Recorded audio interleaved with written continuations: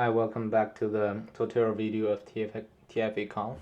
So for this video, I'll cover some detail about the workspace, TF-Econ workspace.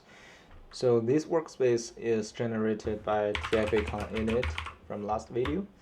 So if we go into this workspace, we will find an example folder. We can go inside of this.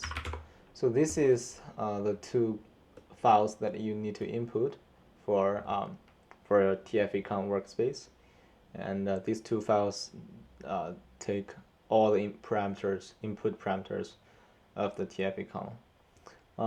So for this video, I'll just cover this one.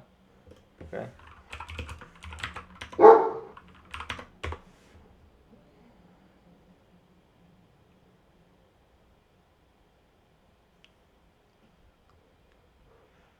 So firstly, I'll go over with you about all of these parameters and what they mean. So first of all is launch ID. So this is the ID of your launch, of your test launch. So if you're using report portal, go to launches and click any one of them. And this is the launch where you can find the launch ID. For example, the launch ID of this launch is 1086, so you can use 1086 here. So the second one is launch name. So the launch name, you can find it easily from here. So the launch name of this launch is demo API test number 10. So you can find all this launch name here. So if you don't want to use launch ID to locate your launch, you can use launch name. So you can use either one of these. So launch name is optional if you already have launch ID input. And the third one is project name. So again, if you're using report portal, the project name is very easy to find. So for this project, the project name is test project. And auth token, you can find your auth token by going to your profile, but we're not going to show you the profile because it's considered to be sensitive information. So for the later video, I'll show you how to find a temporary auth token. And the next one is platform URL. So this is the URL of your test management platforms. So again, if you're using report portal, you can use the base URL of your report portal, which is this part. And remember, you cannot include the backslash here, so only until .com. And the next one is TFA URL. So this is the URL of your TFA classifier. So you need to input the URL of that to this field. And the last one is connector type. So connector type, here we use, by default, we use RPCon, which stands for report portal connector. So in the future release, we will also add support for Jira, Polarion. So by that time, you can use JiraCon, PolarianCon. But for this moment, we are only supporting RPCon.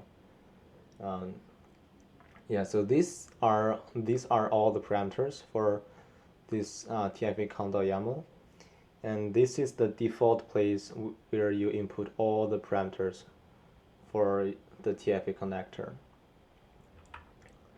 And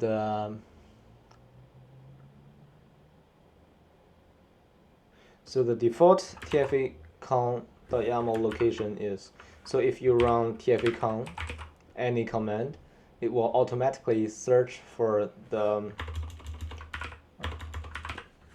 it will automatically looking for this TF-Econ.yaml. So the default location is current directory TF-Econ.yaml. But you can also define the location of TF-Econ.yaml by export a variable called TF-Econ config YAML path. Yeah.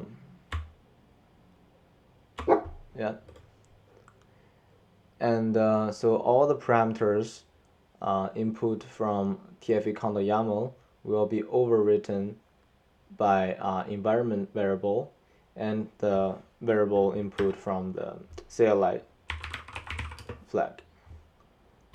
So for example, there's a command called list, and if you run this, it will list all the information from the TFE count.yaml. But if you override any parameters from the command line, it will overwrite the TFE count.yaml. For example, we take project name. Here this is from the TFE count.yaml. If we overwrite it to hello, you can see here it becomes hello.